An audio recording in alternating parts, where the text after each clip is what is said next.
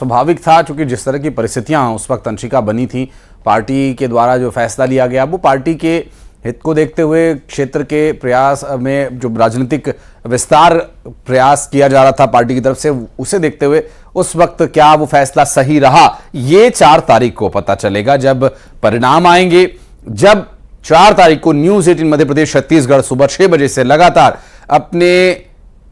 Channel के माध्यम से आप तक हम वो हर जानकारी पहुंचाएंगे।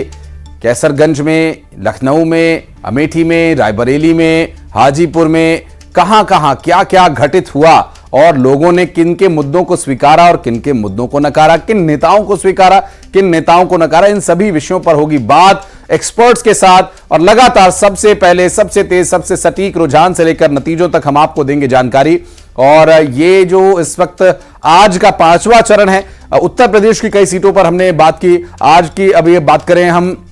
महाराष्ट्र के आज के इस रण की, जिसे महाराष्ट्र का महाभारत कहा जाए तो गलत नहीं होगा, क्योंकि आज का महाराष्ट्र की जिन सीटों पर वोट डाले जाने हैं उसमें केंद्रीय मंत्री पीयूष गोयल भी चुनावी मैदान में हैं, जो कि मुंबई उत्तर से चुनाव लड़ रहे हैं। और महाराष्ट्र का महाभारत हम क्यों कह रहे हैं, इसके बारे में भी अंशिका मुझे लगता है दर्शकों को थोड़ा विस्तार से बता देना चाहिए, क्योंकि आज का जो ये 5वां चरण है, केंद्रीय मंत्री वहां से चुनावी मैदान में हैं और उनके चुनावी मैदान में होने के अलावा यह सीट इसलिए भी दिलचस्प हो जाती है क्योंकि यहां पर जो पार्टियों की एक परिस्थिति है वो आप समझने की अगर कोशिश करें। एक तरफ शिवसेना,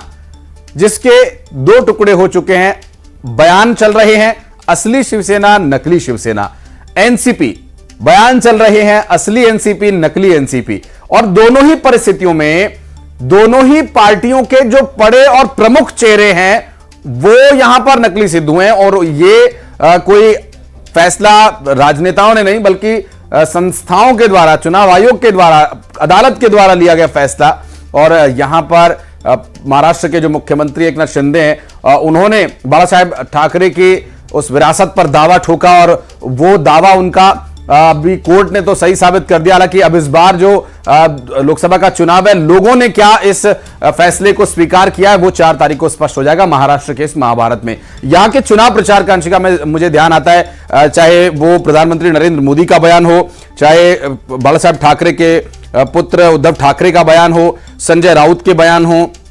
और इसके साथ साथ महाराष्ट्र में लगातार प्रचार के लिए जा रहे अमित शाह का बयान हो, या फिर जिस तरह से चुनाव प्रचार करने के लिए मध्य प्रदेश के मुख्यमंत्री डॉक्टर मोहन यादव गए थे, वहां रोड शोज उन्होंने किए थे, उनके बयान हो, इन सभी बड़े नेताओं के बयान अगर अंशिका देखें तो ये बयान बड़े दिलचस्प हमने देखे। बहुत ही दिलचस्प बातें यहां पर हुई। राजनीति में एक दूसरे पर कीचड़ उछालना तो बहुत पुरानी अदावत है, और लेकिन इस बार भी बहुत कीचड़ उछाले गए। लेकिन प्रधानमंत्री नरेंद्र मोदी ने अपने चिरपरिचित अंदाज में कहा, जितना कीचड़ उछालोगे उतना कमल खिलेगा। बहरहाल हम उस बयानों का भी जिक्र करेंगे, लेकिन आज की 8 राज्यों की 49 लोकसभा सीटों पर लगातार अपडेट आप तक पहुंचाने। जिस तरीके से पैरामिलिट्री फोर्स और जिला प्रशासन की